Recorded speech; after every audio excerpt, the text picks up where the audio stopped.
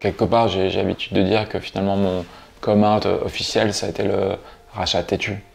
C'était ma façon à moi d'impacter la communauté et d'aider la communauté.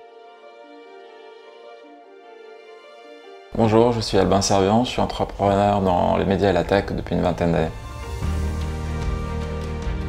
J'ai travaillé depuis 1992 essentiellement dans les startups en France, mais aussi en Angleterre pendant 8 ans. Je suis rentré il y a 2 ans, juste pour le Covid, en France pour me consacrer dans le rachat de Tétu.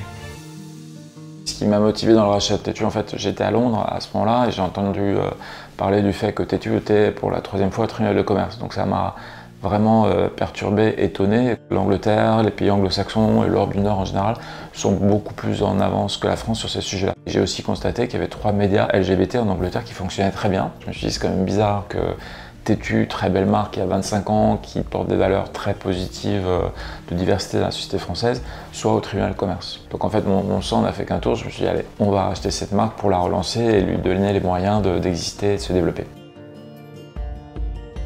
Il y a le magazine trimestriel qui est resté en Coffee Table Book magazine, mais surtout on a développé le digital, l'abonnement, de la diversification et un studio qui permet de développer des campagnes de marque pour des entreprises comme Mastercard et d'autres sur des sujets d'inclusion et diversité qui est notre spécialité.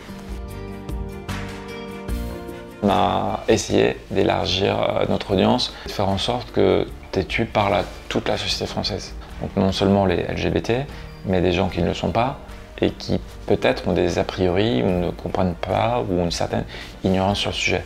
Positionner Tétu aussi comme un phare qui explique ce qu'est être LGBT, trans ou d'autres situations de façon simple. Dès le relancement de Tétu, c'était en novembre 2018, on a créé Tétu Connect, ce think tank dédié aux entreprises. Les entreprises, une quarantaine maintenant, participent à des dîners débats, à des conférences, à des workshops, à des formations, à de la création de contenu pour des intranets, pour aider à l'émergence d'une reconnaissance des personnes LGBT en entreprise, pour qu'elles se sentent bien, tout simplement. Et faire en sorte que cette reconnaissance de la condition LGBT ne soit pas seulement une charte affichée dans la cafétéria, mais quelque chose de concret, des engagements concrets avec une roadmap à 3 ans. Et ça, c'est l'ADN de Tétu Connect. Mastercard, je dirais que ça fait partie de ces entreprises avec lesquelles on a envie de travailler.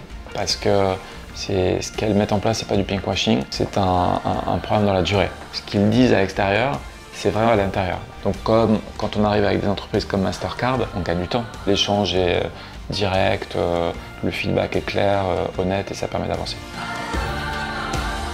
J'ai jamais été un militant, je dirais, très engagé.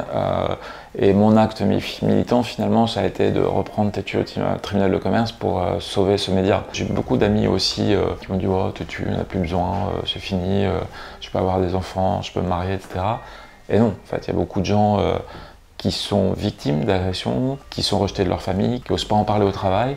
Et ça montre bien qu'il y a un besoin. Et je me suis dit que c'était là la mission de Tétu, finalement, c'est d'être un magazine qui parle de sujets de diversité et d'inclusion à tous les Français.